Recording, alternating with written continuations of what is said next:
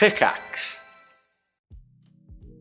Welcome, cast and crew, behind the scenes of Nocturne.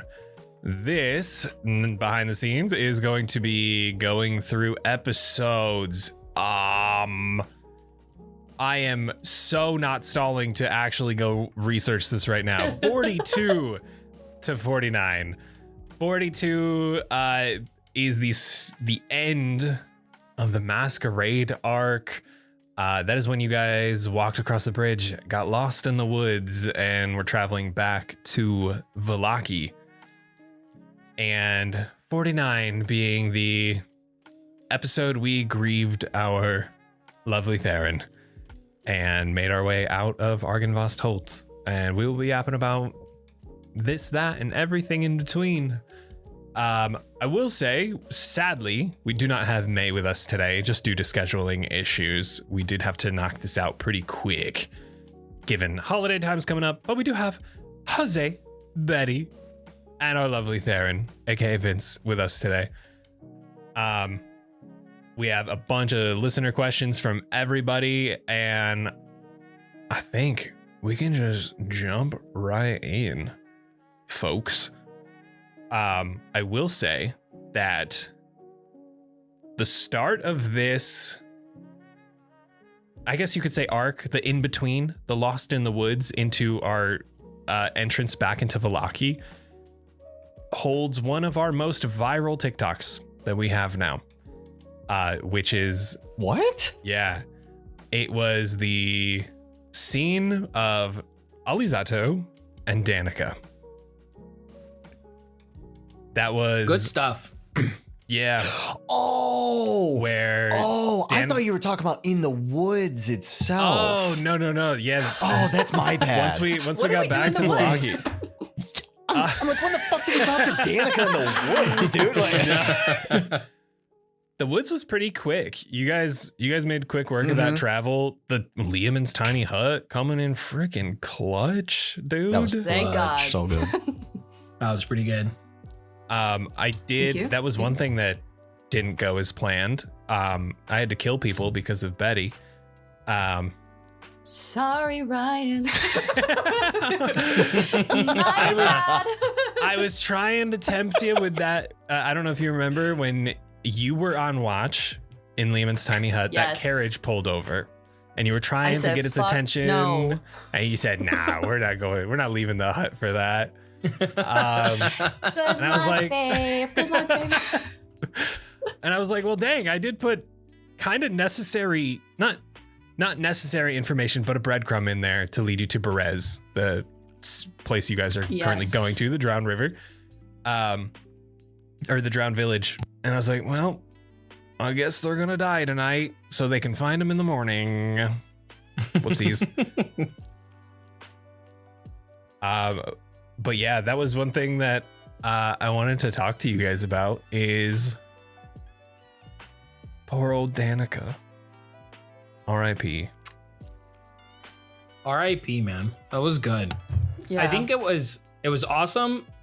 It was awesome how it played into it. Do you know what I mean? It was like we had the intensity of the castle, the sort of the come down of coming back home. And then really, honestly, for the most part, I think that entire scene was like everybody really just playing into the, well, we're here and we're learning and we're sort of like the Theren Zielle of it all. And you know what I mean? Like the connections building. And I think, to your credit, Ryan, I think even I was like, oh, Danica's calling me to go to the room. Okay, well, like, let's have fun with this. Like, Yeah. let's enjoy the night. But it was a good, not only a good way to end the episode, but also a good way to segue into like the reason for why we're all here. Yeah. You know? That was like the Lost in the Woods episode, the travel stuff was still like everyone was coming back down. And then when we got to Vallaki, that's when the switch flipped again. It was Right. Okay, we're all alive. We can be lighthearted again. We had Dahlia and Zielle and Esmeralda talking about dating. up in their room as they were waiting for Right. everybody. It was a lot of getting into the jokes, and like especially I was just talking to someone about this the other day, how actual plays can't just be sad. If you're just pure heartbreak the whole time without having that comedic effect or that relief of different emotions, it just doesn't hit the same.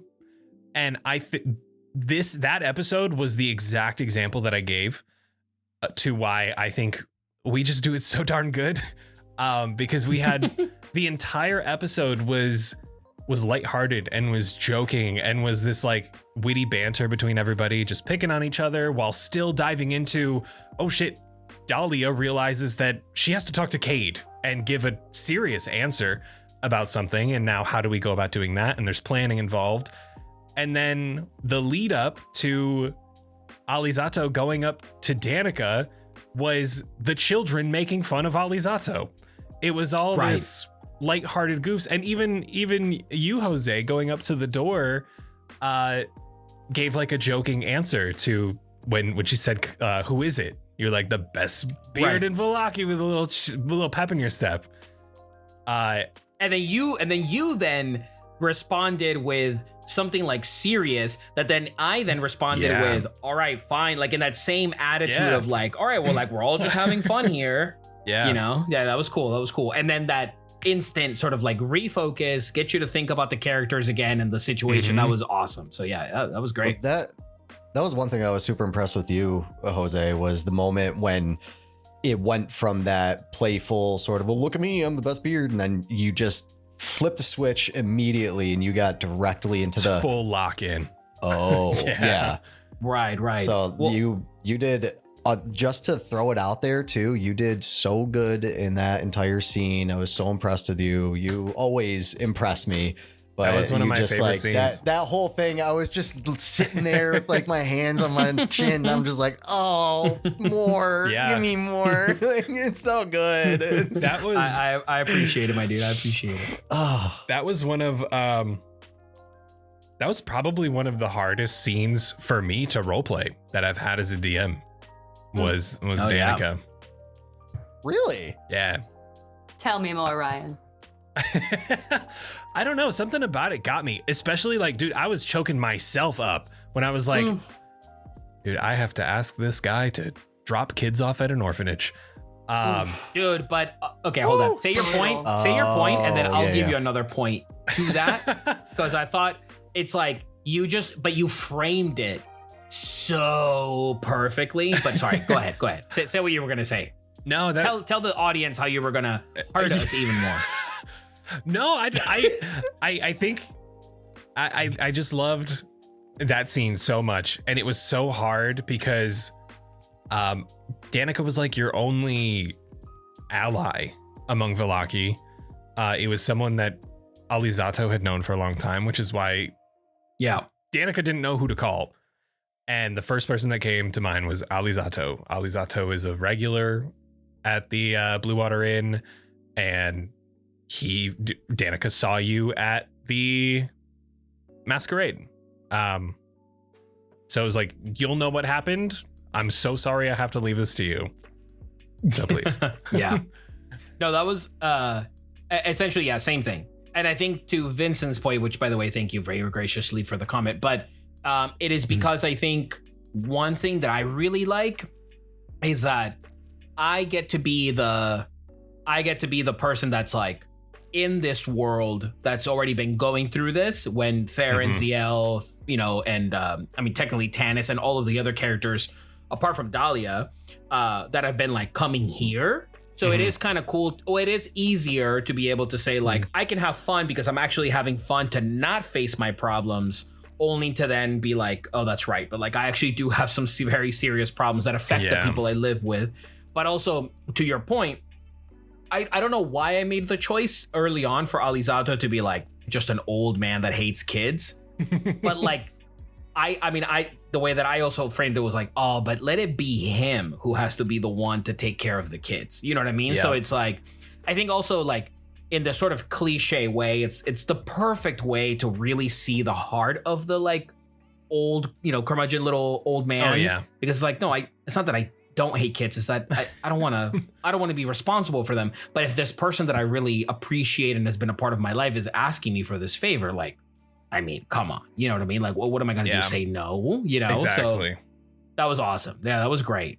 Also, in general, just reception wise, it was actually kind of cool to see how much people really dug that clip.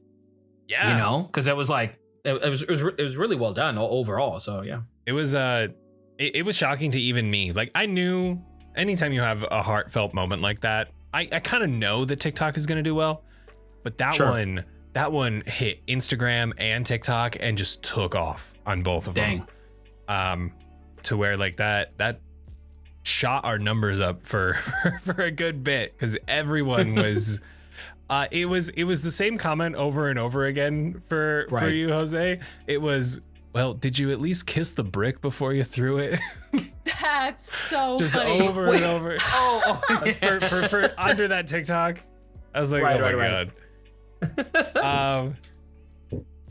But yeah, then we moved into Dahlia with, she had to go provide an answer to Cade, and I had to build a Cade stat block, which Jose got to see eventually. Insane. Because I thought you guys were going to pull some tomfoolery when you all went to see Cade together. Oh, that first time? Yeah, that was interesting. I did not expect. First off, I kind of lost track of time.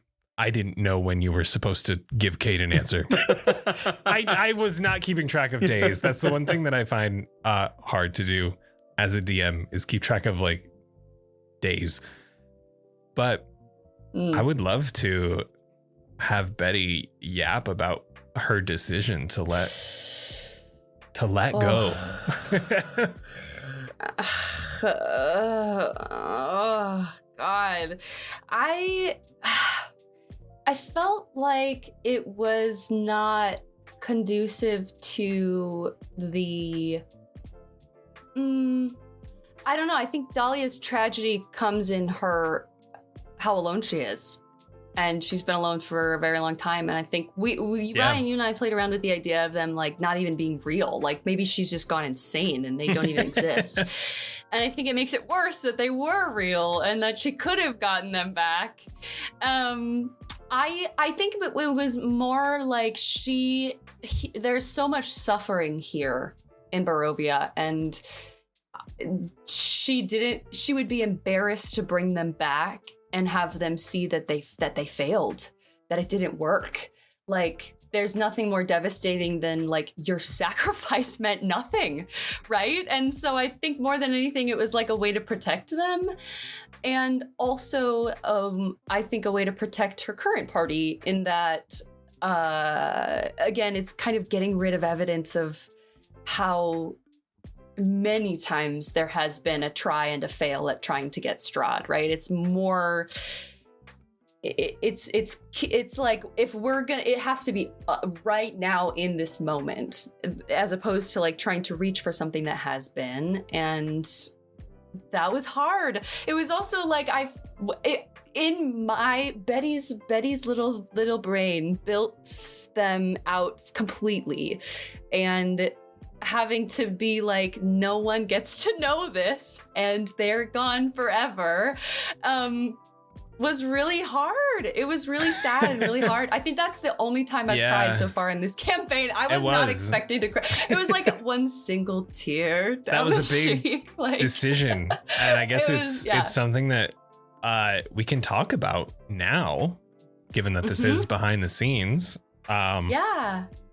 Yeah, Dahlia had an entire party the whole party. Throughout her adventures in Barovia, they had either passed one by one on their own terms, all in different, very tragic ways. Horrible ways, yeah. I mean, and all in ways in which, and I did this very purposefully, that in ways in which our party could get killed. Mm-hmm. Like, what happened to her past party is still a threat to the current group. And so I think that was another element of it where it was like, she didn't want to bring them back and be like, oh yeah, this guy got killed by some werewolves. I know we have a personal vendetta against the werewolves, right? So it's like, yeah, I don't know. I think it was really, really tragic to go back and read through their descriptions for like the ball and stuff and kind of getting ready to say goodbye to them. It was sad. There were 3 of them that we had kind of pinned out, and we met one at the ball. Elle, we met. Yes. And we saw the corpse of another one. We saw the corpse briefly. of another one. How many of them were there? 3. So total. there was 3. party Okay, of sorry. 4.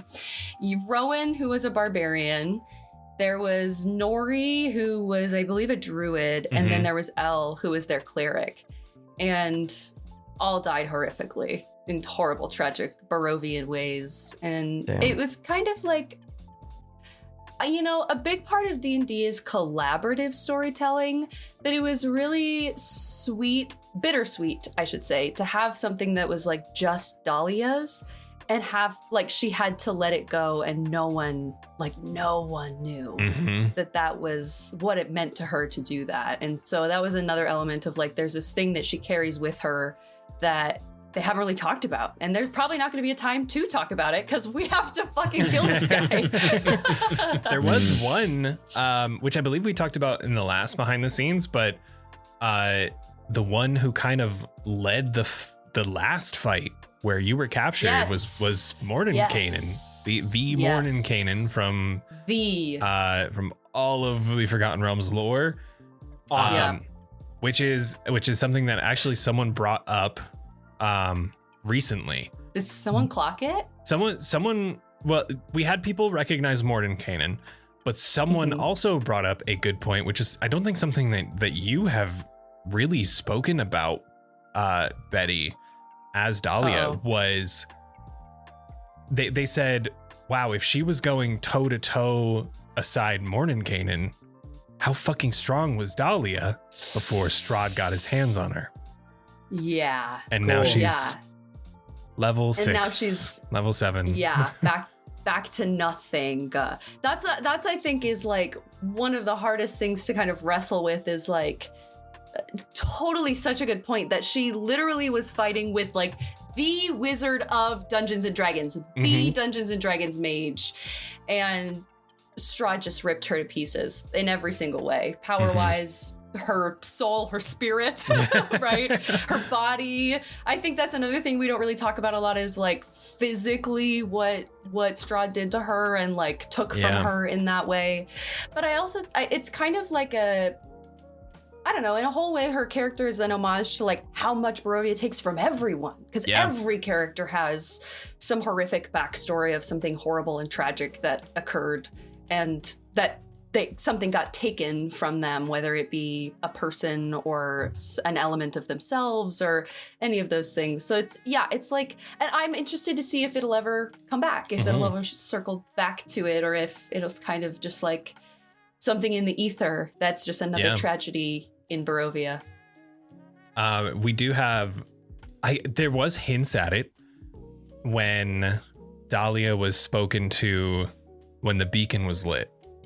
When you heard the voice in your head, I guess I can leak a little bit of this. Cade was the one who was trying to bring those souls back. The souls of Elle, Nori, and Rowan. Mordenkainen was sadly gone and not able to be grabbed. But those 3 specifically were being held to Barovia by Cade. But they were stuck in this sort of limbo by the one who spoke to Dahlia. The Morning Lord was trying to take those souls and guide them to the afterlife. The first people to be able to leave Barovia before Baron, without being resurrected. And that's Cade was somewhat trying to use them because he saw how far you guys got the first time. And he was like, hey, if I can resurrect them, maybe they'll have another shot at killing Strahd and freeing me. So. Yeah. Yeah, it's like the thing about Cade is everything he does has serves two purposes: a purpose for the person and a purpose for Cade.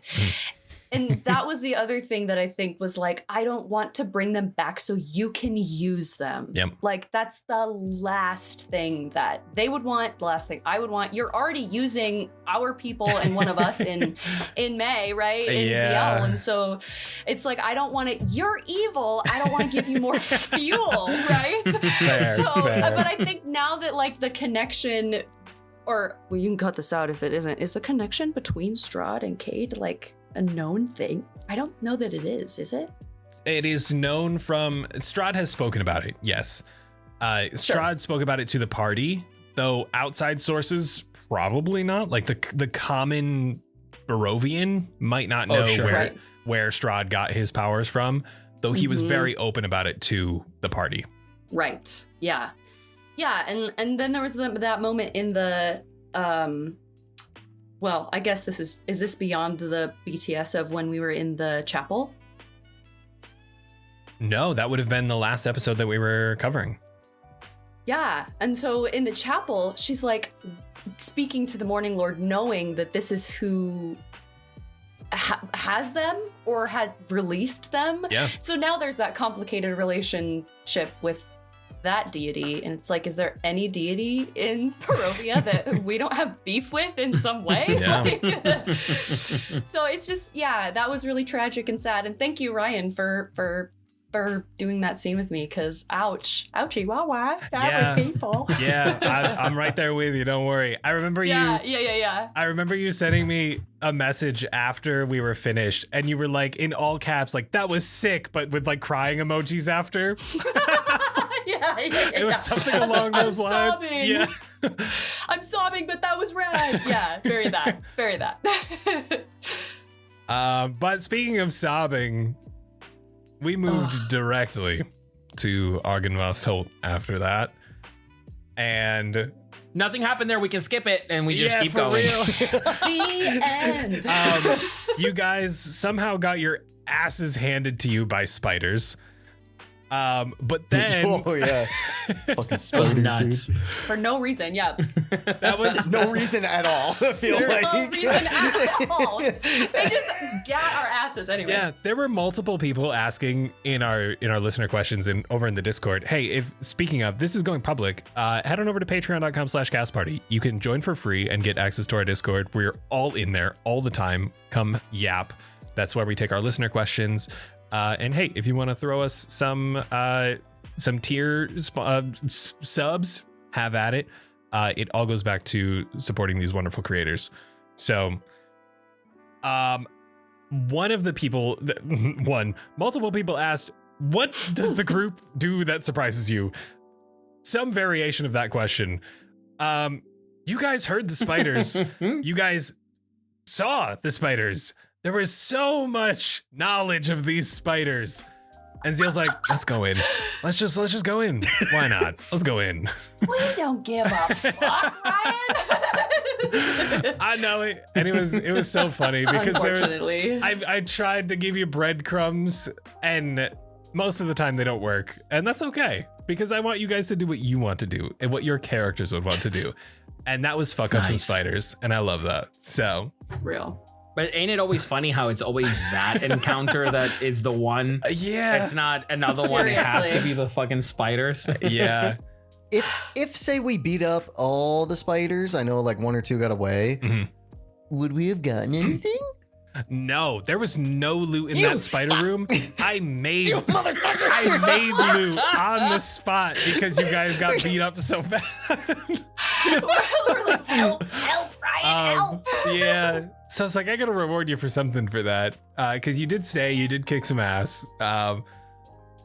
But then we started moving around Argynvost Holt. And Alizzato found the ember.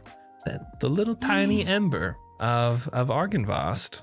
That was awesome. Oh yeah. That that was was so cool. Like the remaining literal flame of Argynvost. Yeah, it was the last bit that was basically holding his spirit to this realm, and he just could not go out. no matter what. Cool. He couldn't let himself do that without his redemption. So that's why he was trying to gather up all the soot he could, like literally anything, just to keep him alive for one more second. And that's the whole puzzle, is just give him something. Grab a little piece of cloth, bring him some paper, cast a fire spell, and that is what is able to like ignite him and allow him to move and, you know, start gathering up the cobwebs and everything to then take this form of Argynvost. But you guys met Argynvost. You learned about the order of the Knights, the Silver Knights, and you guys avoided a lot of combat, which was killer. That breath weapon in the entryway, we were all like, wonder what that was. Oh. And it was nothing. So Whoopsies. Someone clocked it in character. That was just a broken trap. It had been there for so long. It was meant to guard the door for someone who enters unwillingly or unprovoked. Sure. And it would have done a normal dragon's breath weapon. A silver dragon's breath weapon. Eek. So glad we dodged it. And yeah, it's just broken. The jaw was cracked, and it hasn't been working for a couple years. So just a little chilly breath for y'all. Good. But there was Argynvost Hole is surprisingly dangerous. There was the two revenants in the chapel, which you guys saw when you were going up the clock tower or the beacon tower. Mm-hmm. There's also another trap, which is really scary, which was on the second floor down the north hallway. If you went up to it, the north hallway ended in a T, and if you went to either of the doors on the opposite ends of the T's, there was a earth shape, or I don't remember the name of the spell, but it's like a wall of earth that comes up from the ground and blocks off the singular person to the party is left behind, and then I think it's 6 of these spectral warriors swarm. Whoa. Oh God. And I'm like, dang, I know how much you guys like to split up. So I was like, I don't know who would be around, who would hear that, who would recognize that the trap's going off, who would break the trap, who would be able to break the trap. Oh God. I was like, oh, that sheesh. is a player killer right there, man. That's Yeah. for our That's group. bad. Yeah, that would have killed one of us easy. Ryan's like, don't fucking go over there, you guys. Are you sure you want to go over there? Yeah, well, you guys, just like Alizzato and Dahlia weren't here for Death House, but our very first dungeon, nearly the exact same thing happened. Oh, damn. I had all of these rooms prepped, and May is like, we're just going straight to the top. We're just gonna climb the stairs, ignore everything, Classic. and go up, because that's where the thing always is. Sure, Real. sure. Curiosity killed the cat. Yeah. Okay. That's funny. Before we get into the climax of the arc, I will tell you that you are supposed to fight Vladimir. Most people do before they go up to the beacon. But you guys were very big brain on realizing, hey, we have sunlight. And that was the component that I said in my brain to light the beacon. Lighting the beacon in Nocturne is different than lighting the beacon in book Curse of Strahd. In book Curse of Strahd, you have to recover the skull of Argynvost, which is in Castle Ravenloft. You have to then bring it all the way back to Argynvost, place it in the beacon, and then light that. And I was like, What? Oh, wow. they were already there. You guys didn't find, I put Argynvost's skull, more behind the scenes, in a room just in case for you guys to find in Castle Ravenloft while you were going about. But you guys didn't find that. And I was like, cool, I can use Argynvost's skeleton any way I want then. And I thought it was very fitting for the dragon to be back in Argynvost. I know he was slain, but I was like, his body being back and wrapped around the beacon just was very fitting and thematic to me. And having to light his body to guide Barovia and his knights to the beyond just was super cool. I love the idea. It was also fun to solve. Like, it was fun to be in that room and be like, okay, what the hell do we do? It was a fun puzzle to solve. Yeah. And the one trigger was, okay, you have that single log, you have Argynvoth's skull, but now you need to light something. And my thought was exactly what you guys did, was lighting it with sunlight. And my brain was like, okay, that means they have to get the sun sword. They have to get the sun sword and light the beacon with sunlight. And then you guys were like, we have sun. We don't need the sun. We're going to go straight to the beacon. And after that episode, I messaged my little co-host, Anna, my little behind the scenes devil. And I was like, here's what's going on. Anna, help me. And she was like, I think you got to just reward the players' creativity. They avoided a incredibly deadly fight, by the way. Like, that's TPK worthy fight is Vlad. Wow. And she's like, we went back and forth, and ultimately we're like, yeah, I think that's the best route. I think you give it to them, and then they're rewarded after all of this anyway. I didn't want it was also, we were like, do we want Vlad to be the pinnacle of this arc when it is centered around Theren? That's what I wanted. Yeah. This is Theren's spot. This has been Theren's story leading up to this. I didn't want anything to take away from that. So that's why I was like, I'm cool with letting Vlad go. And ultimately he did when you guys lit the beacon and you freed the souls. So you guys didn't have that fight. And don't worry, a player death happened, Ryan. Don't worry. It did. It wasn't a TPK, but it was at least a PK. But yeah, you guys lit the beacon. And that's another example of why I think I love how we do these things in Nocturne and how it plays out is those beautiful visions from all of you leading up to Theren being approached by Cade. We had Alizzato with the forest and Danica's raven flying off into the distance, Dahlia with her party, and then Zielle's being, hey, we're all back in Avrosa. We all made it out of this. We're partying, we're enjoying ourselves with everyone we've met along the way, reconnecting with those we left back in Avrosa.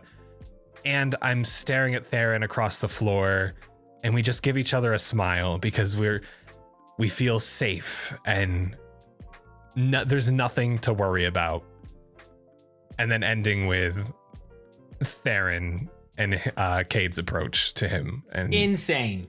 One of my honestly probably one of my favorite things ever. Yeah. Was that setup, and then having it be that, like, because it's narratively it's also nice. I mean, and also massive credit to May, but like having it be that moment of like, you want your heroes and you want the audience to feel a sense of comfort. Mm-hmm. So you give them the visual of like, if everything was just okay and we could all just go back home and everything would just be easier, and then juxtaposed immediately by the brutal reality of the situation at hand. Insane. Mm-hmm. And I mean, well, you're gonna get into it, but like, Vince, get the fuck out of here, bro. True. You know what I mean? Like, get the fuck out of here. Also, I know we have questions, but I have questions too. So proceed. Yeah. Yes. Yeah. Speaking of, that was one of the questions was, it's like, oh, how much of this is not scripted, but how much of this is like somewhat roadmapped out, and how much is just you guys doing whatever. That's a perfect example. Like, I didn't know if they would figure out how to light the beacon. They had revenants coming up the stairs and were ready to fight. If you hadn't done so, I started a countdown clock for you guys. I told you that as you guys were going through the puzzle of trying to figure out how to light the beacon. That could have ended so much differently. And I forgot about that. But then you guys, how close were we, by the way? I think you still had two rounds. Countdown. You had like two. I think you had two actions. If I were to remember correctly, because I was kind of doing it on like a positive check basis. But that's a good example of this, is like, how much is scripted? I had the order of you guys and your visions that you would see. Alizzato, Dahlia, Zielle, and then ending with Theren, because that is when the trigger happens. something that wasn't was how immensely perfect Zielle's ending to her vision was leading into Theren's, to just completely stomp on all of the emotion in the best way possible.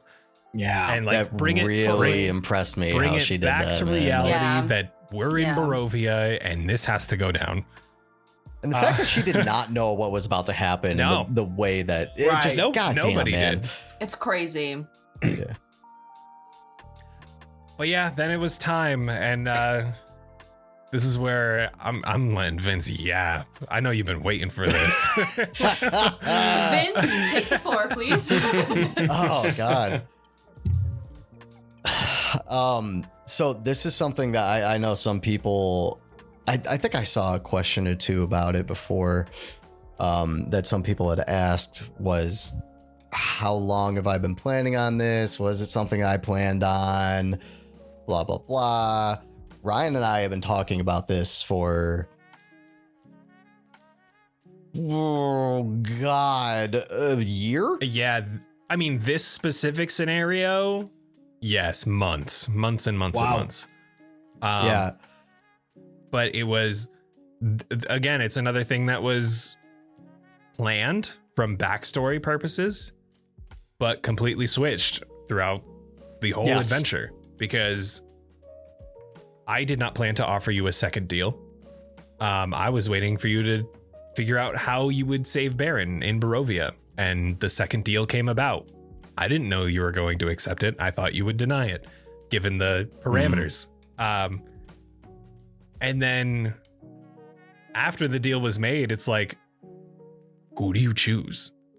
That we still, I think we still had Tanis at that point.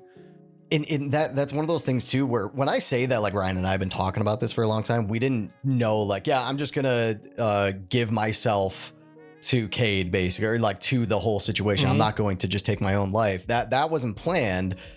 At first, Ryan and I were talking, and then he basically just asked, do you have an idea of like what you're thinking? And I was like, oh, I have a really good one, but I don't know if I should tell you now. He's like, just like to know what I should prepare for. I was like, my plan at first was to separate before Zielle and Theren's relationship had started to bloom as well. I had planned on trying to separate Zielle from everybody else and slitting her throat. Oh. During Argynvost Holt exploration, before even getting to the beacon. That was my plan. My plan, because this plays into Theren's character somewhat as well, before he started to grow during this whole campaign. Theren was a much darker person before in his past life. Because there's a lot of things too that didn't come out that play into why he was such an asshole sometimes and blah blah blah. And that, like I said before, he grew as a person himself too from the situations and the relationships he built with you guys. He was going to be much different in this situation. Peak character development, I'm my really dude. happy. Yeah. It was I was not expecting it all this whole time. I was expecting to basically kill her, have you guys be really pissed off at me, and possibly even just leaving you guys. It was going to be a moment of, hey guys, guess what? Slit her throat. Here's my brother. Bye. And just leave. Nah. That was my plan. Yeah. Damn. But then, okay, all right, hold up. So play through it. You Yeah. do it. You do it. What is going through your head? Like, you know what I mean? Like take me through that plan, if I may, Ryan. This what if actually happens. Yeah, give me this what if. You play it out like that. We go into Argynvost Holt. We're walking around. Me and Dahlia go off to the side, and then typical perfect fashion, Zielle and Theren have a moment. The moon is fucking coming in through the window. Yeah. You know what I mean? The dust is settling in perfectly. Take me through that. Yeah. And not only take me through it, but then take me through why such a brutal way of doing that. Is it, you know what I mean? It's it's so like Yeah. it's giving Huntsman and Snow White, which is like that. You know what I mean? Like, and I like that. I think like it that. would've- But go ahead. It would have been personal because at that moment when I had planned all that, Theren didn't care. His entire goal, his entire life, which was said multiple times throughout the campaign, was my only goal is to get my brother back. Sure. I will do anything and everything to get him back. He didn't have any relationships. He had relationships in the past with other travelers, but that's also part of the reason why that he didn't trust people easily, because he was backstabbed so many times. And that's one of the reasons why that, here's a fun fact, the reason he didn't eat in front of anybody was because one of the times that he was attacked was when he was sitting eating with his back turned to one of his old party members. And so now he will never eat in front of anybody else because it is a moment of weakness for him that he feels. So he would not do it anymore. And the moment that he did drink and eat in front of all of you was the moment when he truly started to trust everybody. Interesting. So before he had gained that, you all had gained his trust that much. Sure. It was I am using them. They are nothing but tools to me. Right. Wow. Wait, okay. So then now you kill Zielle. Yep. You kill her. What is then, outside of Dahlia, Alizzato, and everybody else, what is Theren doing in that moment?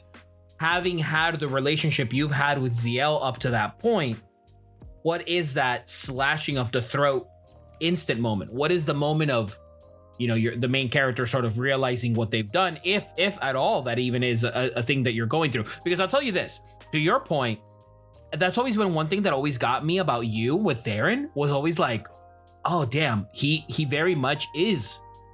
I can't remember a character right now in some other form of media, but like, you are very much that character that's like, I think everybody here has it mixed up. Like, I'm really just doing this because I need to do it for my brother. Do you know what I mean? Mm-hmm. And it's like, we all get lost in the shuffle of the story, but realistically, the entire time you've also been like, I'll mess around and I'll joke and I'll do the thing, but every time it was something relating to your brother, it was always like a very serious moment. It was a very hard moment. Yeah. It was also like a moment of reflection, So I guess what I want to know is, you kill Zielle outside of the dope ass fight scene that everybody fucking loves. But what happens to Theren? What happens? Basically, if this is how Ryan would have Baron come back, Theren slits her throat, stabs her in the heart, whatever. Oh. She dies. Her blood causes him to come back. They have their own little moment. Right. He would personally look down at her body and probably just say, thank you for your use, and almost like kick her body to the side, not caring, because he got what he wanted. It was the only thing he worked for his entire life. He would use anything, do anything that he needed, which he had promised himself to do. And when he did show those points of weakness in the past, look what it did. It stabbed him in the back. It made him weaker. So he was trying to be as strong as possible for his family. Let me ask you this. All right. So there's that, which is the hypothetical. You go along with the plan. Then there is the what is. And I think that not only strategically on a battle level, that worked out so insane. Like, I couldn't even stop. I couldn't stop thinking about it. I was like, damn, they both got themselves down to that point. Dude. You know what I mean? My God. So like, don't get me started on that, dude. Just guys. Right. Yeah. But then, so now another non-scripted thing, everybody. Yeah. Right. But my question then becomes, the way in which then you handle that very much contradicts what you just said as to like, if you had, gone through with it on your way. So then what is your mentality? What are you thinking about when you're like actually face up against Zielle and it really is a battle of love and death or whatever it may be? You know what I mean? It was love. That was the main thing. It was the growth, character is growth. a family person. He Right. is, exactly. It's character growth. It was, he is a family person at heart. Everything, his entire life was just family. Watching his sister die in front of him because he had to take care of all of them, all three of them, his sister, his brother, and him being the oldest. And after his parents died when they were young and blah, blah, blah, that is the only thing that he knew was family. Right. And for him to grow enough, gain a relationship strong enough with all of you, especially Zielle, that different type of relationship that he has never had. It's that different type of love that he had never actually felt before. When he at first was playing into it to try to gain her trust. Right. That was the plan, was to gain her trust enough to then get her separated from the both of you or anybody else that may have joined the party in the future. And this was only planned really after I had learned about Argynvost as well, and that deal. But because of that connection and that different type of love that he ended up feeling towards her, it really grew on him, and it started to be that type of familial feel. Sure. So that's what kind of changed his viewpoint on her and that exact moment. Yeah, you're like it's like you're letting Theren partake in the fantasy. Yes. So, and it's so perfect to be able to like let go of those walls, I guess, if you will. What a cool way. Yeah, that was awesome. It was like, I've always wanted to play Curse of Strahd, but not only have Ryan, and to credit to you and I mean everybody, but like the levels in which we've gone with the story within the umbrella of Strahd are so like, it's so perfect, because it's like, I think in many stories you always want to have a little bit of like the tragedy and the balance and the this and the that, but to have it be like, and I know we sort of like not joke about it in like a bad way, but like we joke about it in like, wow, we've killed so many, so many characters have died, character arcs have changed so many times, but it is kind of neat to be like, to sort of frame it and the like, no, there is nothing but tragedy here. There is nothing but tragedy. Like, we will kill the one after the next and the next after the next. And then they will then face up against each other. And they haven't even come close to even fighting the titular character of this thing. Yeah. But they will face all of these horrors before they even get there. And that to me is like insane. So yeah, major props, Vince. That was insane. Truly. And also the choice and the way in which you delivered the choice. Because I thought you honestly, I was like, oh yeah, dude, like say anybody, say me. You know what I mean? Like big deal. Yeah. But to have it be that you choose Zielle, who is the character that you're like back and forth on and slightly leaning one way and feeling a certain way. It's like, it's heartbreaking, I do just want to say real quick, those two, I was trying to find who asked the questions that were like pretty much encapsulating. So I just want to drop some credit quick. Fish Fanatic killed it with those two questions. It was how much of your character was planned at the start of the campaign and how much got added throughout, like to the backstory. That like encapsulates Theren, that entire question. And also Also, she was the one who asked, like, as far as campaign general direction, how much is planned versus how much is added, and how much do you guys just do something entirely different? So in my mind, I was really stuck between the two of us, to be honest, because there were times when I did start to think about it more, and if I knew that, okay, we're going to either have a fight or I'm just going to try to assassinate her, blah, blah, blah. But when the relationship started building more and I had a feeling it was going to be between her and I, for a while, I was just thinking, I'm going to try my hardest to beat her and I'm going to try to stay in the campaign, but it's a really hard question because there wasn't like a singular moment that really caused it. It was just a buildup of multiple moments with her and that development that Zielle caused in Theren alone. And then other moments, one being with you as well. Just our little moment alone, it stuck with Theren and me. But it stuck with him because it's just another example of one of those familial sort of feelings, that teaching moment. And it's something that was stupid for everybody, but for him, it was an important personal moment.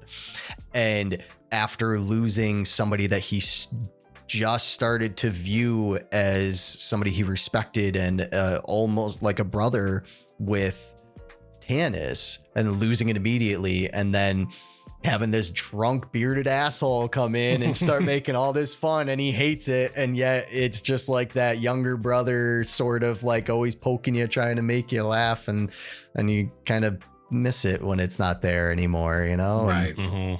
It's, you start getting that other sort of sense of family, and in the end it all comes down to that familial, it all builds up together. Candace over on the Discord also had that same question, is when did it become your plan to sacrifice Theren? But Candace also wanted to say, this is not a question, but I just wanted to say you all do such an amazing job with this show. I literally feel like I'm watching a movie in my head when listening to this podcast. Love y'all. Oh. Thank you.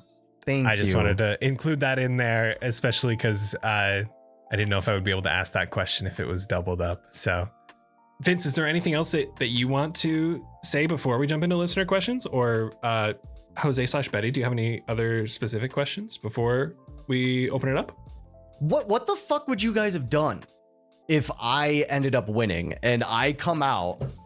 Oh yeah, sure. And No, yeah. It also perfectly works. Like Zielle in a way, and you know, and I don't want to put this on May or put it on the character or whatever, but like Zielle technically kind of really is this like central beacon in which we all are sort of like gravitating towards. And yes, we're all there equally, but like even earlier, Alizzato said the same thing, which was like Alizzato always saw Zielle as like not necessarily the leader of the group, but like, oh yeah, if we have any questions, she's the one. Like she's the one that has her head straight. She's the one that like, and it's cool because May clearly is playing it. Yeah, she's the lighthouse. That's exactly. We're all sailing towards her. And she is also struggling with all the things that she's struggling with. But how you're presenting yourself, it's like, I can't help but say to people like, oh, well, I don't know what I'm doing, but I'm following her, you know? That's why I kept saying as Theren, don't let her light burn out. She is the light of Barovia now. She is the one to light up all the land, to keep everything alive. One thing that I thought about too after that moment, it's like, yeah, you're right. It's Zielle has to have parted with all of these different party members, and the two people that she ends up with is the undying ghost that can't find happiness, and then the ghost of the one who had a party and in a way almost mirrors Zielle in a way, right? Not like not entirely, but it's like, yeah, you are the two people that now we have to face the devil with. Are the people that essentially are just kind of here as like the narrative visual of, come on, let's go get him, Tiger. Like, you'll make it out of this. We'll see how it happens for us, but we want you to make it out of this, you know? Yeah. The one thing that now that I just thought about it, not to change subject on it, was one thing about Theren as well. I don't know if we ever mentioned was the sword itself and the plan. One thing that I asked Ryan if we could do was, instead of like getting different weapons and blah, blah, blah, as we leveled up, if I wanted to have some big hulking massive metal to just swing around, because Berserk is my favorite manga ever. It's my favorite story ever written. And I wanted to have a little bit of that in this. So Guts' sword I wanted as mine, but then as we got stronger, it would slowly start to break down, and that got stronger. So I was like, what if it just turned into like a mini little dagger in the end too? So it would have like gotten even smaller if I was around still. Yeah, it's the and Ryan was gracious representation. enough to come up with some ideas for it too. Which thank you so much for that. I loved it. The more Baron degraded, the more Baron degraded. Ryan added that part too. I didn't ask him to do that. He did that himself. And that was a great, the first time he did that, I was like, this motherfucker. I was like, how dare you? It only made sense. It only made sense. It added into that urgency that Theren started to get more and more too as the sword is breaking down, and then Baron started breaking down more. It's like, oh shit, we got to go fast. Like this is new, because he'd been searching his whole life, and then now out of nowhere, these last couple days, it's like breaking down like crazy. It was also another way for me to, which is something that I planned from the start. I mean, you guys leveled up in episode 4 or 5. It was another thing for me to really cement that Barovia, no matter what you do, there's always a downside. Leveling up is the party's favorite fucking thing until you take that away. That's when Baron broke, was upon level up. Not for me. So the more you got stronger, the weaker. The more you got stronger, the more Baron got. And I will say that actually brings up two things. One, Jose brought up the fate of Baron in this what if scenario, and the book was accurate. Upon your literal deathbed was Baron's body. The deal was made in Avrosa.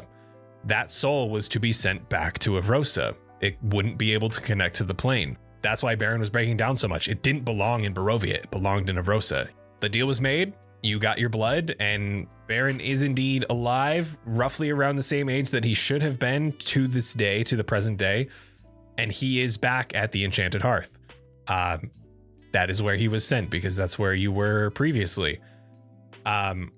So yeah, to Jose's point, like, yeah, you could have killed Zielle in cold blood, slit throat quick, and then you don't have those spoils to reap from that. And it's just an even harder. It's the punishment. Yeah, it's a harder conclusion to grasp. Yeah.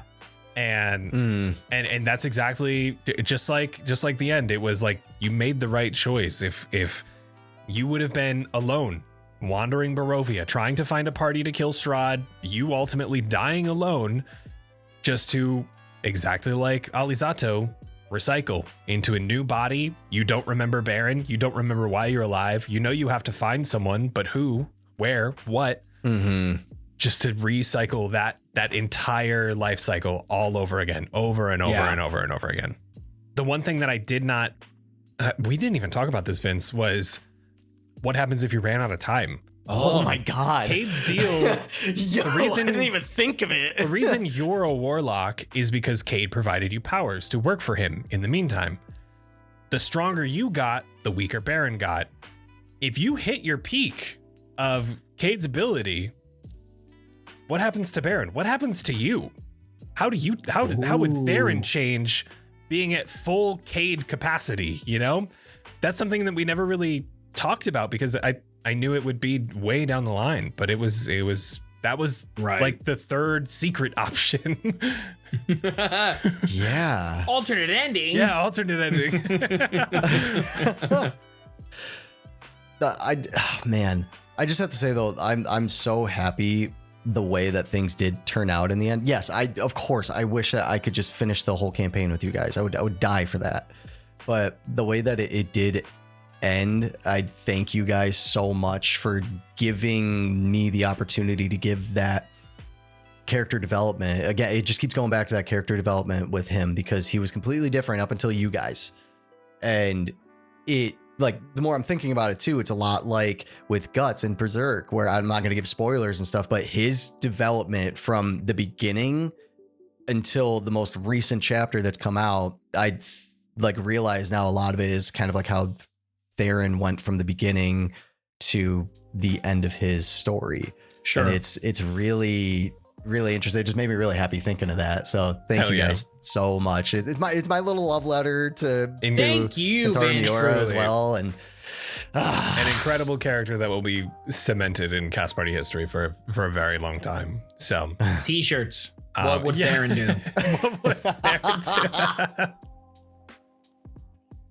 I was bouncing back and forth with Anna about this because I knew the episode was coming and I knew it was coming quickly.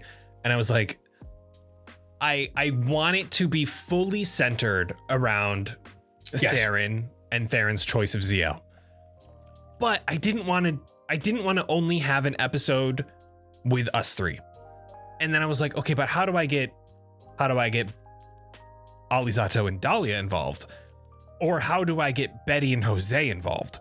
Sure. And then I was like, damn, what if we brought in the gods? My other option was like, when the beacon went off, like Zielle and Theren found themselves in like this completely like unconscious state, like alive standing, but just fogged eyes, completely glassed over. And Alizzato and Dahlia fighting off the revenants that were coming up the stairs to try to like extinguish. So I thought about cool. that option to potentially give you guys that, but I was like, that might be too jarring, jumping back and forth when I want to keep the tension centered on this decision, the deal that has been leading up to since like day one.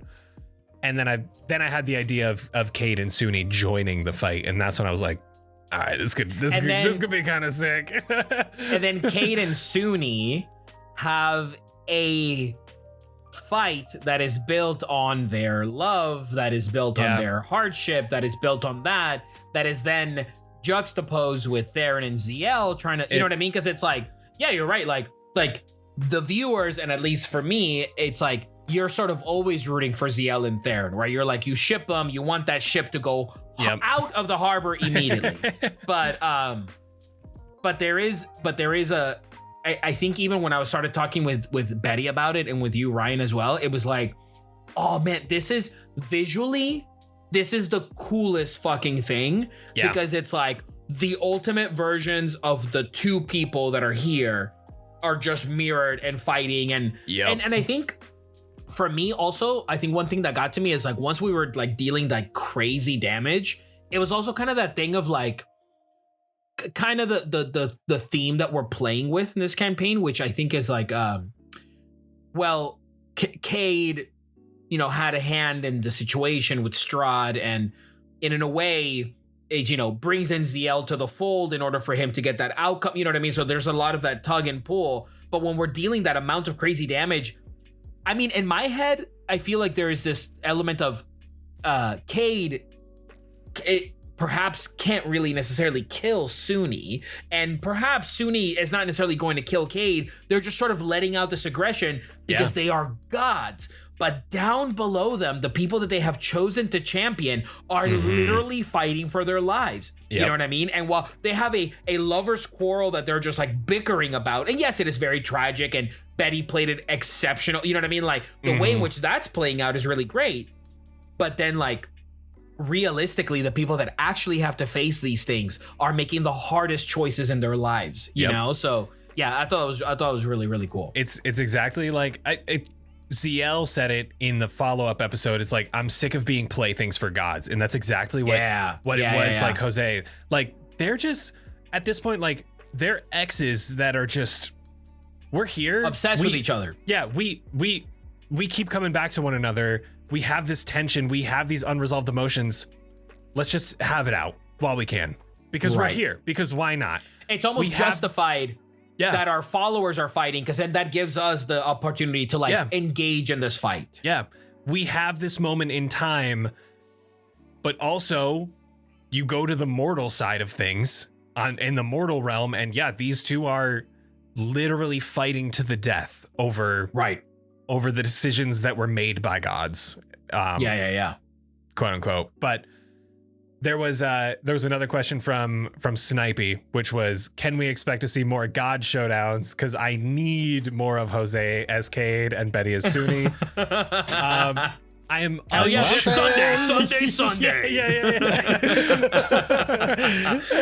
We'll sell you the whole seat, but you only need the edge. Absolutely. Oh, I'm unsure if we will get any in game. Dude, you need to do a Cast Party Patreon exclusive fight with all of the gods from all the campaigns. So good Hades Lord. from Arcanum. Holy shit. All of them. That would be wild. That would be Suni, all of them. I think that would be great. All right, we're making it happen. That would be sick. Executive decision. Another thing, I did see a lot of people in the Discord say that we should DM a one shot of young Cade and Suni played by Jose and Betty, which I thought like as their relationship is blossoming leading up to Cade's godhood and initiation, I thought that would be really cool. fun. Something like that, because there is lore. I sent these 2 lore documents, I guess, brief write-ups of Cade and Suni's lore. So it exists and it's out there, and cool. we didn't get to explore all of it. Quick question from a frog for me, quick, while we figure out some tech. A frog asked me, and I have a very quick and simple answer for this. For Ryan, what is the one thing you wish you could say to episode 1, Ryan? And it's, you're not ready. No matter what you think you are, you're not. If you think you are, you're not, and you'll never be. And that's really it. Whatever dreams you have are not really dreams. Just give it up. Well, yeah, I mean, right? I mean, because it's like you definitely have added. Cade is not a part of the book. He is. It's like mentioned. I think you told me. Yeah, he's an expanded version of the dark powers, quote unquote, that Curse of Strahd provides, but they don't specify what the dark powers is. They just. It's an entity. There's no real history or lore that is provided, at least in the Curse of Strahd book. There might be elsewhere, but I took that as a way to not only connect with Strahd more, but also Theren wanted to be a warlock. I thought that would be fun. I was like, oh, there's a connection there. And then it led into Zielle being connected to the same patron, which then led Zielle and Theren to be a little more connected. And there were all these throughways, which I thought was really fun.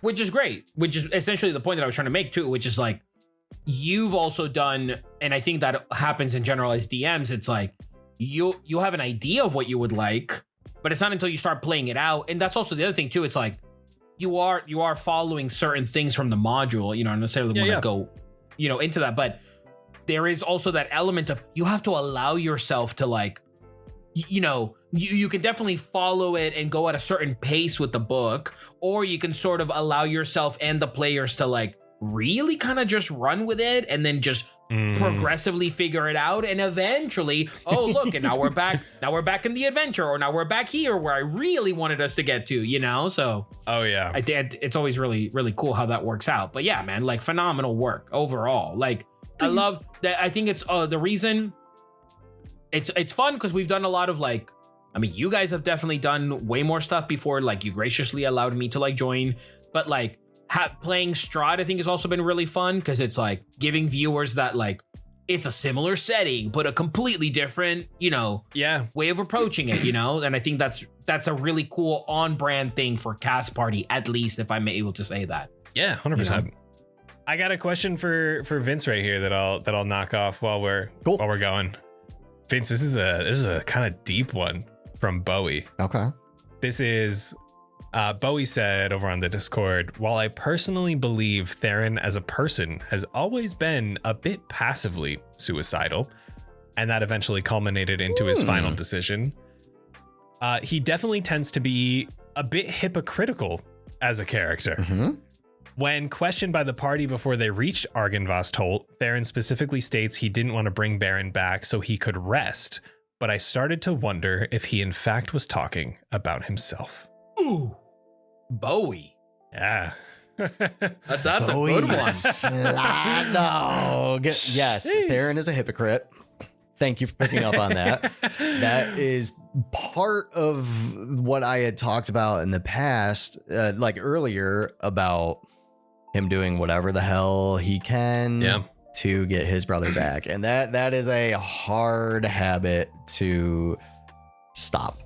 So yes, Theren is a full bore hypocrite.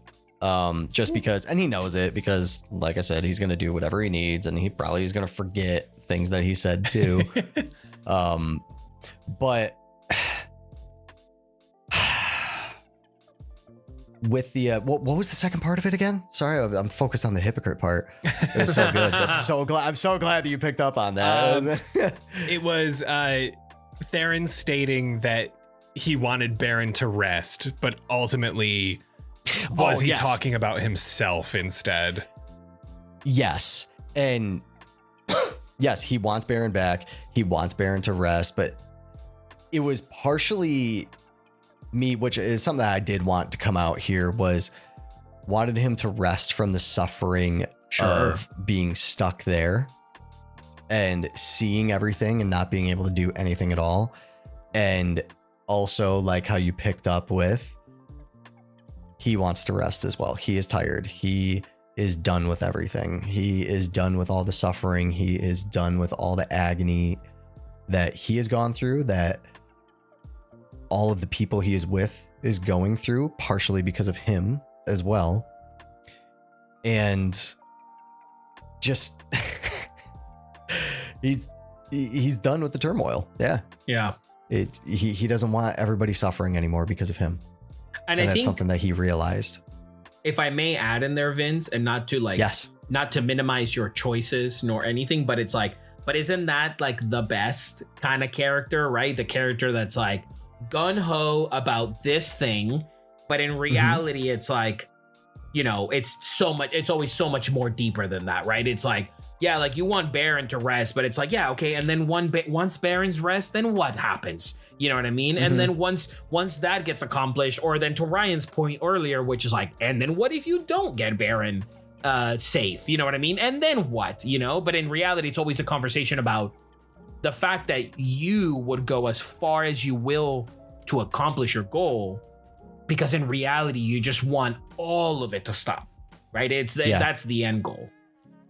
Yeah. Yeah. And I think that's something that he kind of realized as he grew up. And then again, meeting you guys and getting to the point where he is, he's like, it's never going to stop. None of this will stop. All right. Now that we have Betty back from slight tech issues, I have a question for you from Shaggy the DM, our lovely Shaggy, who, by the way, Shaggy. Another shout out to Shaggy, helped me build Suni, her stat block for you. So good. Hey, so go follow good. Shaggy the DM on TikTok. This one is for Betty. Betty, if Dahlia could start over and live the normal life that she deserves, what path do you think she would take? Would she focus on love, a career, or would she truly do it all over again, even if it meant more heartache than what's already happening? God, what a fucking question. I think so her like backstory I think is so fascinating, and we haven't really gotten like too far into it because I think it's more interesting to focus on the now. But she studied the stars in a clerical temple that like worshipped them, and I definitely think she would do that again for sure. If she knew what was gonna happen, I don't know if I can answer that, because I think if we are successful in killing Strahd, I think the answer is yes. If what she's going to do is going to save people, then the answer is yes every time, even if it means, you know, that those simple 3 decades of pain under the hands of Strahd. But like, honestly, I think like if you asked her that right now, I think she would have just never even gone to Barovia in the first place. I think not knowing the outcome of the current party, I really don't believe she would do it, because she just couldn't be devastated like that again without knowing that it meant something, without knowing that it was worth it. Because the first time it meant nothing, and it was not worth it. All her friends died. She was tortured, and it didn't mean anything because Strahd is still at large and her friends are still dying, and so I think it depends on like what we do. So I can answer this question better, I think, at the end of the campaign, but I do think that she will have missed the connections that she made, right? She knowing with the foresight of knowing that she would have met all of these people, I think she would have mourned for them and asked the stars to protect them, knowing that they were out there doing this without her. But I do believe that she has a kind of cowardice within her that has not yet been overridden. And so I think if you asked her that right now without knowing anything else, I truly think I think she believes that her party would still be alive if it were not for her. Yeah. Which is worse. Which is even more tragic. Yeah. Yeah. Oh, All right. What a Shaggy, horrible question. Shaggy, you got to remember that one. And when we do Yeah. our full campaign wrap up, we need that one again. So I'll be counting on you to post that for the last BTS. And all right, this is our last question. This one's from Goldie. And Goldie is doing my job for me because I always love to finish these with you all being nice to each other. So this is what we're doing here because we love each other. Goldie asks, what is one thing your character admires about another character in the party? I think the best way in which I can frame this question is Alizzato approaches everything with a pessimism. And then eventually kind of turns into a hopeful optimist. Or a hopeful pessimist, I guess is what he kind of turns into. So I think he's seeing the things that he lacks in others and then seeing how those people influence him and how in reality, why is life so hard? If there are people here facing all of these different things such as yourself and the things that you've come across, how come they can do it, but you for some reason can't? So Zielle, I think Alizzato always admires like how she's able to handle things. And I think that's very much to May's credit. Like, I think May always has a great way of like, not only focusing us back in, but kind of being like, sort of, I think the way in which she approaches it, both Zielle and May, is like focus, but also why are we focusing? Do you know what I mean? So it's like, she sort of like puts everything back in order, allows us to kind of like have our little moments and our little funs, but is always present, I guess is the best way of putting it. So it's like, Alizzato sees Zielle as a leader because Zielle is always like, no, focus on what we're doing now and we can have fun and stuff, but do that. Dahlia is very much the like, the sort of, and even when you described it one time, I think very on before Betty came in, which is like, oh, you see this like, you know, like almost like vision of a woman like going through the forest, you know, and all that. It's like, I think Dahlia to Alizzato is the like, almost like the not to minimize it in this way, but like the ghost of Christmas past in a way, which is like Dahlia is here to show Alizzato, at least how I'm perceiving it, as like she died, you know, to Betty's point, like you were just another party member. Some is Alizzato, he was just a dude, you know, he was just some elf. But Dahlia shows Alizzato and even after the job is done, there is still more work to do, and you can approach it with a kindness and a sort of a jovial sense within the levels of like depression, I guess. You know what I mean? So it's like Alizzato allows his anger to fuel him and to sort of be the like the fiery red guy that he is, because he's justified in the horrors that Strahd has done. But then Dahlia comes across and is like, well, yeah, so have I, but this is how I'm approaching things. And then it's like, oh, wow. Damn. And then Theren, I think Vince said it very much so. It's like, I think Theren is the mirror back to Alizzato of like, why are you so upset? So it's like, I think Alizzato sometimes finds himself as a bit of a hypocrite with Theren, because Alizzato can be such a grumpy little guy about things. But then when it comes to Theren, all Alizzato wants to do is make Theren smile. But because I think he sees like, yeah, you can't just be living your life in all this anger. You know what I mean? You like shape up, man, like figure it out, you know, like it's okay. Everything will work out. We'll figure it out. But then having Theren be such a headstrong figure that's like, no, I have a goal and I need to accomplish this goal. And I'm not necessarily here. I'm here to joke around and have fun, but I'm also here because I have something to do.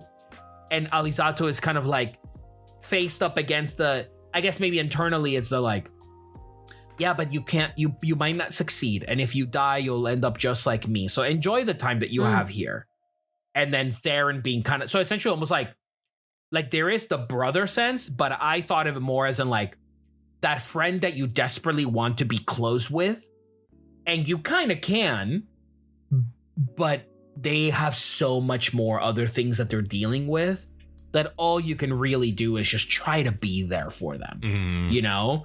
And I think in a way it was also the duality that I had with Tanis, you know what I mean? Which was also like, these are the two guys that I'm here with, and why are you both so mad? You're not even from here, you know what I mean? That's kind of my approach to it, you know? Yeah. So yeah, that maybe that's how probably I would answer that question. And then Ryan, I mean, bro, I mean those little baby blues. I mean, what we talking about, huh? Are your eyes blue, Ryan? No, they're very deep brown. Ooh, baby browns. Ooh. So Alizzato, they're baby blues. How about that? Yeah, that's my favorite then. I think to go off with what you said about Theren, it's almost reciprocal with Theren to Alizzato, where he appreciates, as much as he hates it, he appreciates that I'm always going to try to almost cheer you up, make sure that you're smiling. Like, that's your goal, is to make him smile half the time and get him out of this broodiness. And he hates it, but also appreciates it because he knows that you are actually like caring about him in a different way.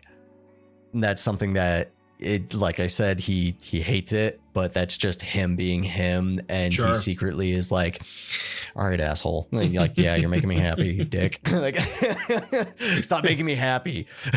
Right. And that it's like Theren, like, it's really simple with things too. So I wish there was like more that I could say about it. It's just how that character is, you know? And then with Dahlia, a big part of it, I feel like, is that she impressed him a few times, and the impressions came from more almost like a visual standpoint, where he first sees her and he's like, oh, she's weak. Everybody that he's been with, everybody that he has partied with, has been in a party with, has been looked like their part, you know. You got Alizzato, who looks like he can fight, who looks like he's been in fights. Totally. You had Tanis, look at him, and then you got Zielle, who's wearing fucking plate armor or whatever, and then you have this little thing in a dress, like a white dress, basically, you know. It's like, how is she gonna do anything? She yes, a tattered old dress. Yeah, she just looks weak. And then she had multiple moments of showing, oh no, she's not only strong-willed, she is physically strong as well, and she can hold her own, and she can protect everybody else around her. And that's one thing that really impressed him to the end. And then with Zielle, it was she impressed him by showing him love in a way that he never had. Oh, that's so beautiful. I think for Dahlia, on this idea of like cowardice, like, she truly believes herself to be a coward and unable to act. And I think specifically when it comes to Theren, it speak about being impressed. Like, the only thing that Theren has consistently proven is his drive and ambition and passion, and like his unyielding ability to move forward despite this, despite that, despite all of these horrific things that are happening around all of us. And I think that is what she really admired about Theren, and now we'll miss, is like, you know, now that torch has to be carried by someone else, you know. And I think that is what a lot of her motivation came from, which is why that moment between the two of them was so sweet, of like teaching her how to be that, how to do that. And missing out on that is to Dahlia personally going to be really challenging to navigate, because even if they like didn't interact too much or say that much to each other, like, I think there was somebody is going to push us forward, and it's going to be Theren more often than not. And that, I think, is what she really admired about Theren. I think Alizzato, I do think they have this kinship. Neither of us are real. Neither of us exist. Just echoes. Totally. And so there's this like horrific kinship of being left behind that I think they share. And I remember that moment specifically where oh my God, I don't remember. Maybe we were on the way to Argynvostholt, where we're talking in the woods about being the one that was left behind. And so she admires the ability to look past that and be like, even if I fail in this lifetime, I get another lifetime, right? Even if this isn't the one, we get to try again. And I don't think that ever really occurred to her, that like ability to try again.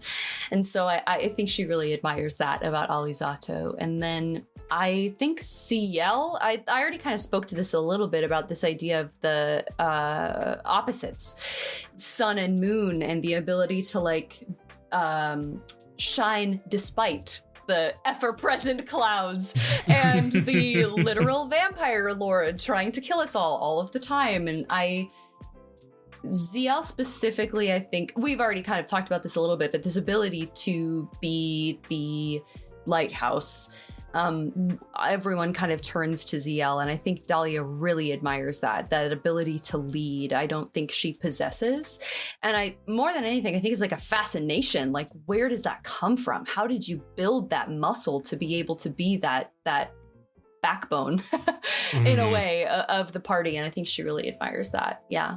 Aw, guys, this is so fun. Hell yeah. That's always my favorite way to end these. But yeah, if no one else has any other questions, those are the ones that I had picked out. Stick around because we will have May answering questions solo after our goodbyes. So hang out and see if you got any questions from May. And for our behind the scenes for this arc, that is going to be a wrap there, folks. Claps. Before we go, I just wanted to say thank you guys so much for having me and playing with me too. I appreciate everything about you guys, everything. It's so much fun playing with all of y'all. You too, May, if you listen back. It's such a pleasure. Honestly, it's an honor to play with you guys. I hope I get to play with you guys again soon, very soon, because I'm gonna miss the hell out of you guys. So mean the world to me. Love you guys. Love you. Same, dude. Same. Thank you. Yes, thank you, Theren. Thank you, Vince. And thank you for not slashing Zielle's throat, because that would have been awkward. That would have been Just a little awkward.